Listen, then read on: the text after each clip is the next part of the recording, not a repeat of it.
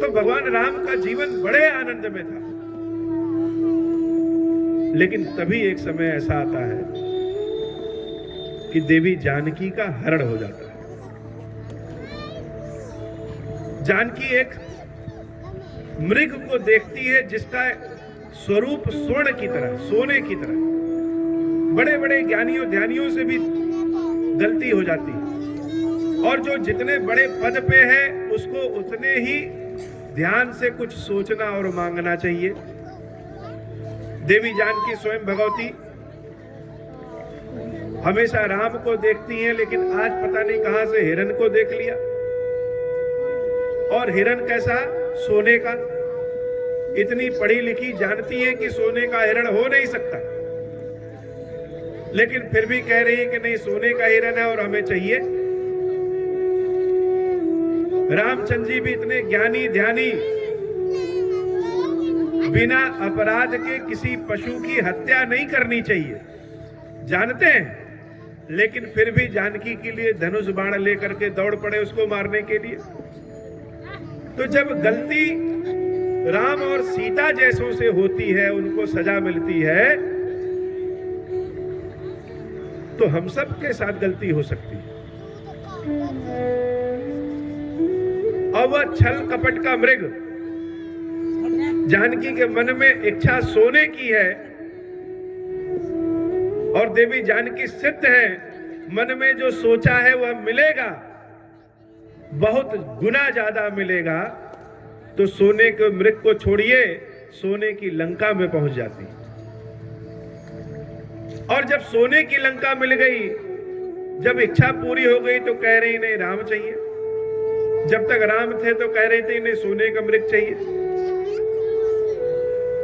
तो भगवान राम के जीवन से जब सीता का हरण हो जाता है, वह 1 वर्ष का समय राम के लिए 14 वर्ष के समय पे भारी है।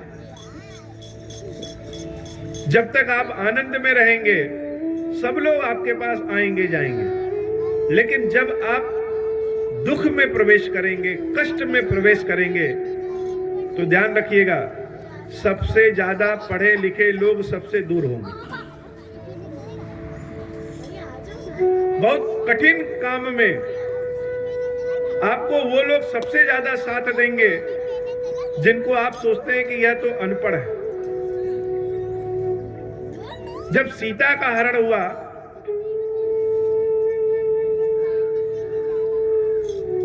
तो बहुत साधु संत देवता कोई भी बता सकते थे कि जानकी कहां है, लेकिन राम के पास फटकने वाला कोई नहीं।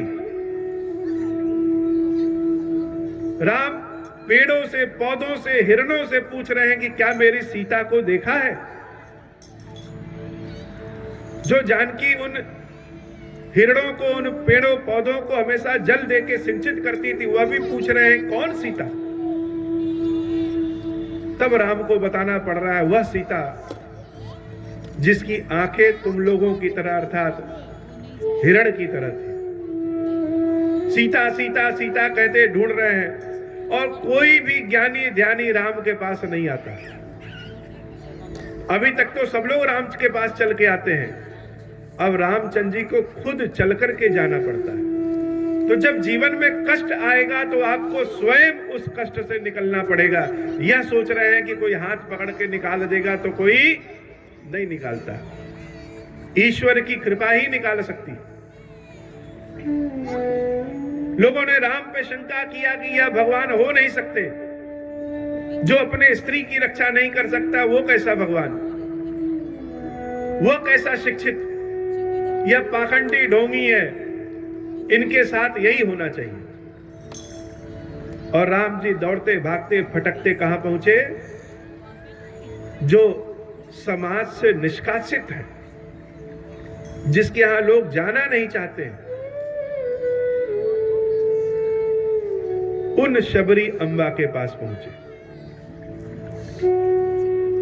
शबरी राम का इंतजार राम के जन्म से पहले कर रही है। क्यों? क्योंकि शबरी तो निरक्षर थी, जानवरों से चमड़े को निकालने का काम करती थी। जो जंगल में जानवर मर जाते थे तो जो लोग चमड़े निकालते हैं उनको समाज से बहिष्कृत उस समय लोग कर देते थे। मन से नहीं बहिष्कृत करते थे, समाज से। जैसे आप गंदे हाथों से भोजन नहीं करते हैं, हाथ धुल करके करते हैं।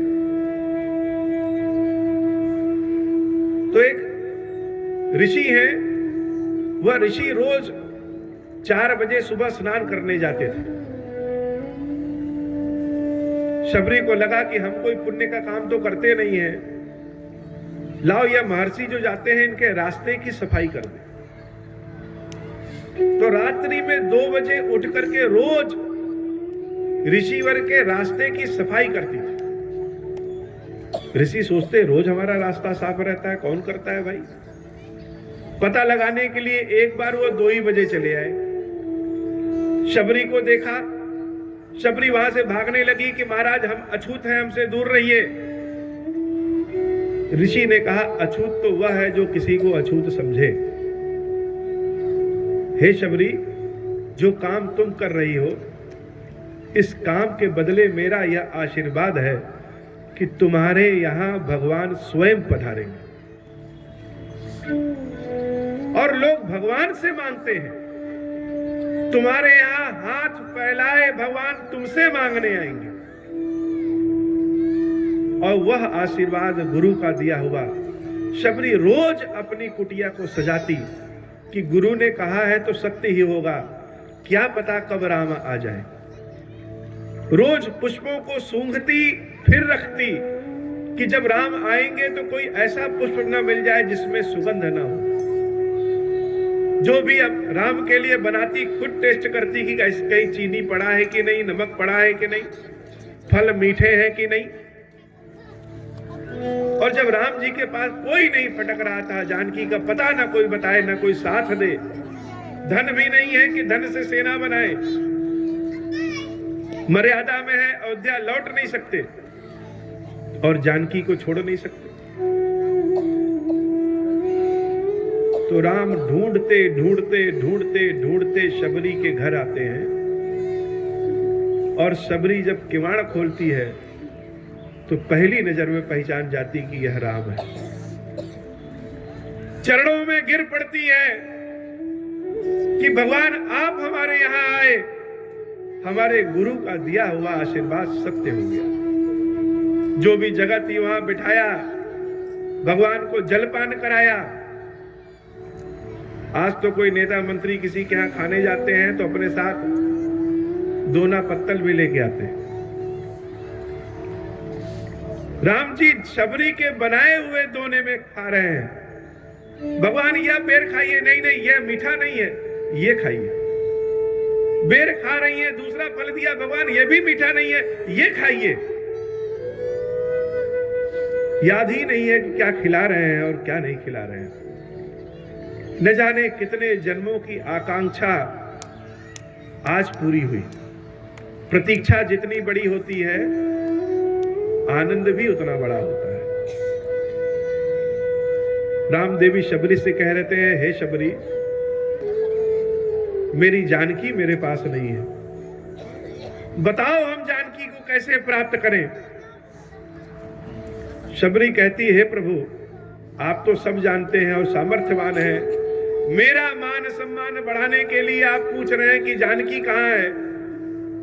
मेरे गुरु ने कहा था कि भगवान तुमसे मांगने आएंगे।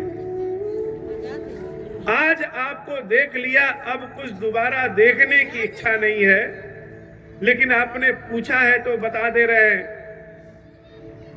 अब जो जैसा रहता है उसके जान पहचान वाले भी वैसे ही होते। मुकेश अंबानी के जान पहचान वाले जुकरबर्ग जैसे होते। शबरी के जान पहचान वाले जंगली होंगे तो उन्होंने एक दूसरे जंगली के पास भेजा कि किष्किंधा जाइए और वहां सुग्रीव जो बानर है उनसे मित्रता करिए। भगवान ने कोई शंका नहीं किया कि तुम तो पढ़ी लिखी नहीं हो, तुम कह रही हो कि किष्किंधा जाए, सुग्रीव के पास जाए। उसके पास क्या है, वो तो खुद ही हारा हुआ है, भाग रहा है। भगवान ने उस श्रद्धा को सम्मान दिया और शबरी ने कहा कि किष्किंधा जाइए, तो भगवान किष्किंधा गए। लेकिन जाने के पहले शबरी ने कहा कि प्रभु, जो नयन आपको देख लिए हैं, अब दोबारा कुछ देखने की इच्छा रखते ही नहीं, इसलिए अब हमारे शरीर को भस्म कर दीजिए, चाहिए ही नहीं। तो जहां सब कुछ विश्राम हो जाए वही राम है।